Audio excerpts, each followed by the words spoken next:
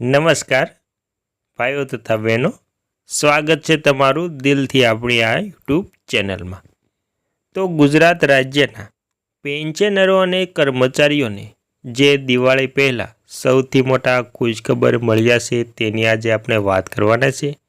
તો મિત્રો, તમે પણ ગુજરાત રાજ્યના પેન્શનરો, સરકારી કર્મચારીઓ અથવા તો નિવૃત્ત કર્મચારી છો તો તમારા માટે આ સમાચાર ખૂબ જ ઉપયોગી થવાના છે। તો મિત્રો, ગુજરાત રાજ્ય સરકારની સૌથી મોટી ભેટ, પેન્શનરો અને સરકારી કર્મચારીઓમાં ખુશીનો માહોલ। અને પેન્શનરો અને સરકારી કર્મચારીઓને દિવાળી પહેલાં ખુશ ખબર। તો મિત્રો, શું મળ્યા છે ખુશ ખબર તે જાણતા પહેલાં, જો દોસ્તો તમે આપણી ચેનલમાં નવા હોય તો આપણી ચેનલને સબસ્ક્રાઈબ કરવાની વિનંતી, કેમ કે એવી કોઈ પણ નવી અપડેટ આવે અથવા તો પેન્શનરો, સરકારી કર્મચારીઓ અથવા તો નિવૃત્ત કર્મચારીઓને લગતી કોઈ પણ નવી અપડેટ કે કોઈ નવી માહિતી આવે તો તેની નોટિફિકેશન સૌથી પહેલાં તમને મળી જાય। એટલે મિત્રો, સબસ્ક્રાઈબ કરી લેજો અને મિત્રો, વિડીયો ગમે તો એક લાઈક જરૂરથી કરી દેજો। તો મિત્રો, વિગતવાર વાત કરીએ તો ગુજરાત સરકારના નાણાં વિભાગ દ્વારા એક ઠરાવ પસાર કરવામાં આવ્યો છે, જેમાં 7મા પગાર પંચ અનુસાર માસિક લઘુત્તમ પેન્શન ₹9,000 સુનિશ્ચિત કર્યું છે, જેનો અમલ 1 ઓક્ટોબર 2025થી કરવામાં આવશે। અને મિત્રો, સરકારે રાહત આપતો નિર્ણય। તો મિત્રો, અનેક કર્મચારી મંડળ તરફથી કરવામાં આવેલી રજૂઆતો તેમજ ભારત સરકાર દ્વારા સમાન પ્રકારના કર્મચારીઓ માટે જાહેર કરાયેલી સૂચનાઓને ધ્યાનમાં લઈ જે એબ્સોર્બ પેન્શનરો લઘુત્તમ પેન્શન કરતાં ઓછી રકમ મેળવી રહ્યા હતા તેમને રાહત આપતો સરકારે નિર્ણય કર્યો છે। તો મિત્રો, સરકારે આવી રીતે સૌથી મોટો રાહત આપતો નિર્ણય પણ કર્યો છે। અને મિત્રો, કોને મળશે પેન્શનનો લાભ?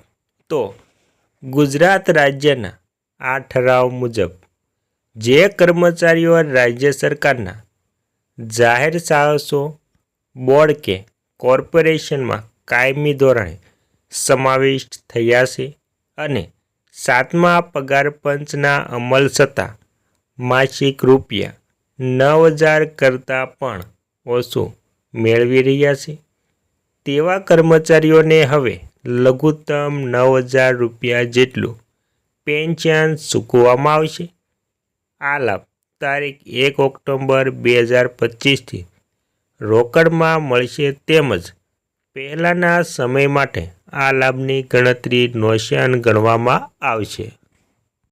અને મિત્રો, કેન્દ્ર સરકારમાં શું જોગવાઈ છે તેની પણ વાત કરીએ તો નોંધનીય છે કે કેન્દ્ર સરકારમાં પણ આવી જ જોગવાઈ અમલમાં છે। જ્યારે કેન્દ્ર સરકારના કોઈ પણ કર્મચારીને જાહેર હિતમાં કોઈ બોર્ડ કે નિગમનમાં સ્થાયી રીતે સ્થાનાંતરિત કરવામાં આવે છે ત્યારે તેમની અગાઉની સેવા માટે પેન્શનના પાત્ર ગણવામાં આવે છે। જો તેમણે પેન્શન માટેની લાયકાત પૂર્ણ કરે ત્યારે કેન્દ્રીય પેન્શન નિયમ હેઠળ આવા કર્મચારીઓને નિવૃત્તિ બાદ માસિક પેન્શન, ગ્રેજ્યુટી અને અન્ય લાભો મળવાપાત્ર હોય છે।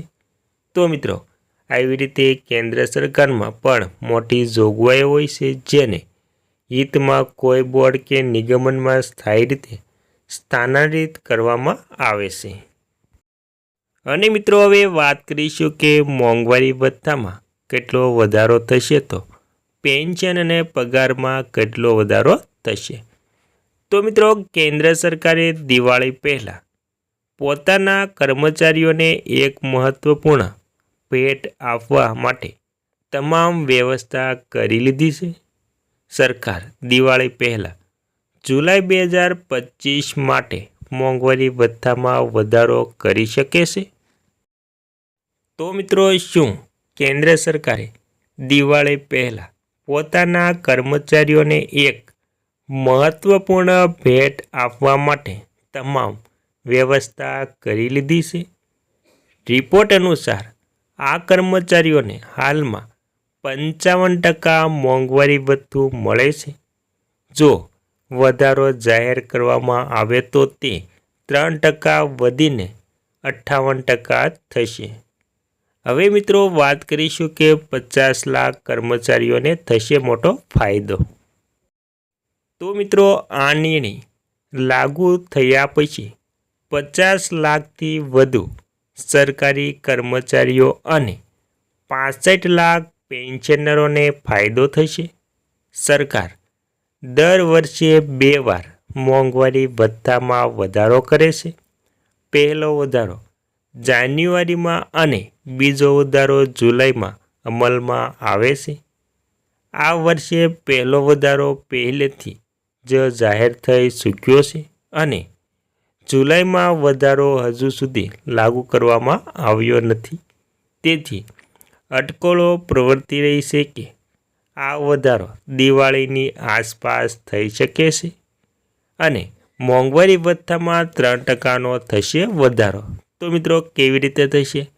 પ્રશ્ન એ છે કે મોંઘવારી ભથ્થામાં 3%નો વધારો શા માટે કરવામાં આવી રહ્યો છે? સરકાર ટૂંક સમયમાં 8મા પગાર પંચના અમલ કરી રહી છે. તે પહેલાં તે 7મા પગાર પંચનો અમલ કરી રહી છે. આ વર્ષે ફુગાવો ઘટાડો થયો છે. તેથી એવો અંદાજ છે કે વધારો 3% સુધી હોઈ શકે છે. અને મિત્રો હવે જાણીશું કે ડીએ ગણતરીની પદ્ધતિ શું છે. આ કરવા માટે સરકાર દર મહિને CPI-IWના આધારે ફુગાવાનું મૂલ્યાંકન કરે છે. જેમ જેમ ફુગાવો વધે છે તેમ તેમ ડીએ વધારો ગુણવત્તા નક્કી કરવામાં આવે છે. ઉદાહરણ તરીકે જો CPI-IW અનુસાર છેલ્લા 6 મહિનામાં ફુગાવો 5%નો વધારો થયો હોય તો સરકાર ડીએમાં 5%નો વધારો કરશે. અને મિત્રો હવે જાણીશું કે કોના પગારમાં કેટલો વધારો થશે. તો મિત્રો જો મોંઘવારી ભથ્થામાં 3%નો વધારો કરવામાં આવે છે તો એન્ટ્રી લેવલ કર્મચારીઓને તેમના મૂળ પગાર સાથે દર વર્ષે વધારાના 6,800 ને 6,480 મળે છે. ₹18,000 પગાર વધારાથી વ્યક્તિ માટે વધારાના 9,900 મોંઘવારી ભથ્થામાં હવે વધીને તે 10,440 થશે. તો મિત્રો આવી રીતે પગારમાં પણ વધારો થશે જે એન્ટ્રી લેવલ કર્મચારીઓને તેમના મૂળ પગાર સાથે દર વર્ષે વધારાના ₹6,480 મળે છે. ₹18,000 પગાર વધારાથી વ્યક્તિ માટે વધારાના 9,900 મોંઘવારી ભથ્થા હવે તે વધીને 10,440 થશે. અને મિત્રો હવે છેલ્લે જાણી લઈએ તો 18 મહિનાના બાકી મોંઘવારી ભથ્થા વિશે. તો મિત્રો કેન્દ્રીય કર્મચારીઓ માટે મોટી અપડેટ આવી છે. કોવિડ-19 સમયે રોકવામાં આવેલા 18 મહિનાના મોંઘવારી ભથ્થાના એરિયર્સ પર નાણાં મંત્રાલયે પોતાનો ફાઇનલ જવાબ આપી દીધો છે. કેન્દ્રીય કર્મચારીઓ માટે મોટી અપડેટ આવી છે. કોવિડ-19 સમયે રોકવામાં આવેલા 18 મહિનાના મોંઘવારી ભથ્થાના એરિયર્સ પર નાણાં મંત્રાલયે પોતાનો ફાઇનલ જવાબ આપી દીધો છે. છેલ્લા કેટલાક દિવસોથી મીડિયામાં ચર્ચા હતી કે સરકાર કેન્દ્રીય કર્મચારીઓ અને પેન્શનર્સને 18 મહિનાનો એરિયર્સ આપવા પર કોઈ નિર્ણય લઈ શકે છે, જેને લઈને અનેક સંગઠનોએ માંગણી રજૂ કરી હતી. પરંતુ હવે નાણાં મંત્રાલયે પોતે સ્પષ્ટ કરી દીધું છે કે આ મામલે તેમનું શું વલણ છે. જો કે પહેલાં અનેકવાર આ સવાલના જવાબ નાણાં મંત્રાલયે ચોખ્ખી ના પાડી હતી. આમ છતાં ચોમાસુ સત્ર દરમિયાન પૂછાયેલા સવાલો તો તેમાં 18 મહિનાના ડીએરીએસ પર શું કહે છે સરકાર? તો પૂછાયેલા એક સવાલમાં જવાબમાં નાણાં મંત્રાલયે મોંઘવારી ભથ્થા એટલે કે ડીએ અને મોંઘવારી રાહત એટલે કે ડીઆરની બાકી રકમ ચૂકવવાની સંભાવનાથી સ્પષ્ટ રીતે ઇનકાર કરી દીધો છે, જેનાથી 18 મહિનાના ડીએની બાકી રકમ વિશે કોઈ આશા રાખવાની બેઠા હોય તો તે નથી મળવાનું, કેમ કે રાજ્યસભા સાંસદ જાવેદ અલી ખાન અને રામજીલાલ સુખને આ સવાલ ઉઠાવ્યો હતો. તેમાં તેને પ્રશ્ન પૂછ્યો હતો કે શું સરકાર કોવિડ પ્રકોપ દરમિયાન રોકવામાં આવેલા કેન્દ્રીય સરકારી કર્મચારીઓ પેન્શનભોગીઓના 18 મહિનાના મોંઘવારી ભથ્થા રાહતને આપવા પર સક્રિય રીતે વિચાર કરી રહી છે? અને મિત્રો, જો હા તો તે અંગે શું વિગતો છે? અને જો ના તો દુનિયામાં ત્રીજી મોટી અર્થવ્યવસ્થા હોવા છતાં તે ન આપવાનું પાછળનું શું કારણ છે? અને વર્ષ 2024થી આજની તારીખ સુધી આ મામલે મળેલી રજૂઆતોની વિગતો શું છે અને તેના પર રજૂઆતોને ધ્યાનમાં લઈ શું કાર્યવાહી છે? તો મિત્રો, જવાબ નાણાં મંત્રાલય શ્રી પંકજ ચૌધરીએ જીના સવાલ જ નથી ઉઠ્યા. તેમાં ગ અને ખના કેન્દ્ર સરકારના કર્મચારી પેન્શનર્સને 1/1/2020, 1/7/2020 અને 1/1/2023થી ચૂકવાપાત્ર મોંઘવારી ભથ્થું ડીએ મોંઘવારી રાહત ડીઆરના 3 હપ્તાઓને રોકવાનો નિર્ણય કોવિડ-19 કે જેનાથી આર્થિક નુકસાન થયું હતું તે સંદર્ભમાં. અને મિત્રો, 2024 દરમિયાન એનસીજીસીએમ સહિત સરકારી કર્મચારીઓના સંઘો તરફથી અનેક રજૂઆતો મળી છે.